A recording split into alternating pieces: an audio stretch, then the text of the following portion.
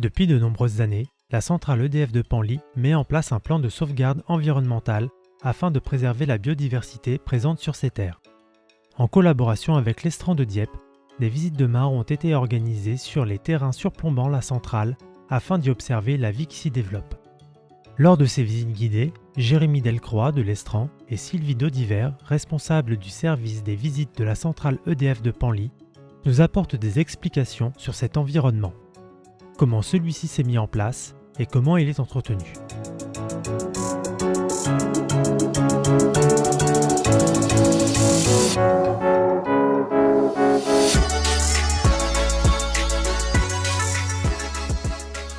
Pour l'entretien des mares, on intervient surtout en hiver pour que toutes les espèces animales aient eu le temps de se reproduire et que le cycle de la vie sur les mares ait eu le temps de se dérouler. On arrive avec l'équipe plutôt vers novembre et on procède à un arrachage de la végétation envahissante, donc principalement les massettes, à la main. Ensuite fauchage pour tout ce qu'on n'arrive pas à arracher à la main. Une mare ça s'entretient et si on laisse faire les massettes, et ben du coup ça va remplir le trou et il n'y aura plus d'eau. Parce que forcément les plantes elles boivent de l'eau. Donc du coup elles vont finir par tout pomper. Ensuite on emporte tous les végétaux hors du site parce que sinon si on laisse les végétaux ça risque de reproliférer l'année d'après. Les animaux les plus communs ça va être les grenouilles, principalement grenouilles rousses, grenouilles agiles. Plutôt rousses qu'agiles, les agiles il y en a beaucoup moins que les rousses.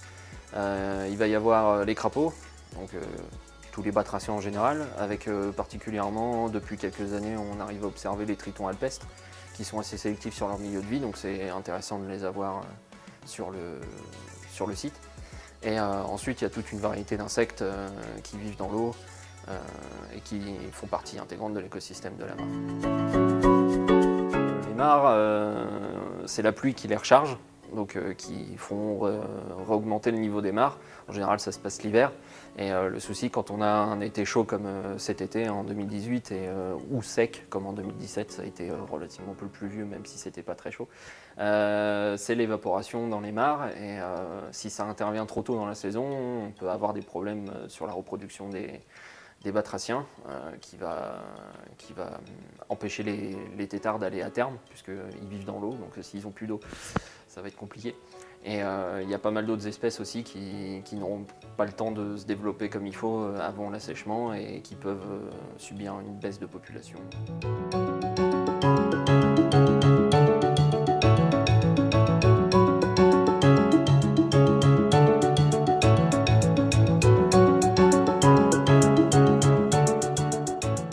En 1990, on avait d'autres projets de construction. Donc on a préparé le terrain qui était prévu pour la construction des 2 autres unités pour accueillir éventuellement 1 ou 2 autres réacteurs.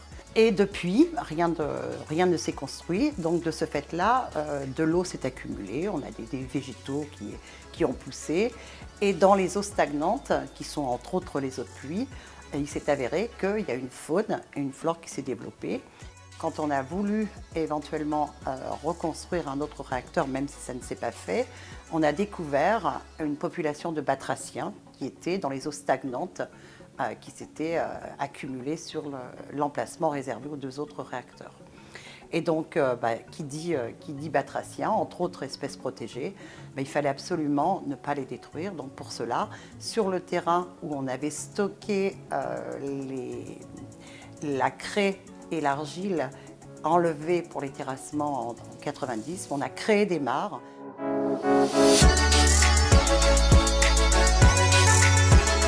Alors les visites des mares que l'on organise, elles sont faites à une certaine période de l'année et entre autres ça va commencer au printemps pour s'achever fin de l'été.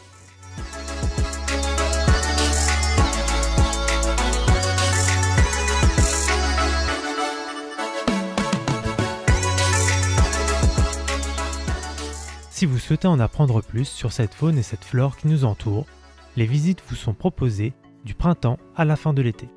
La saison étant achevée, les visites guidées seront de retour en 2019.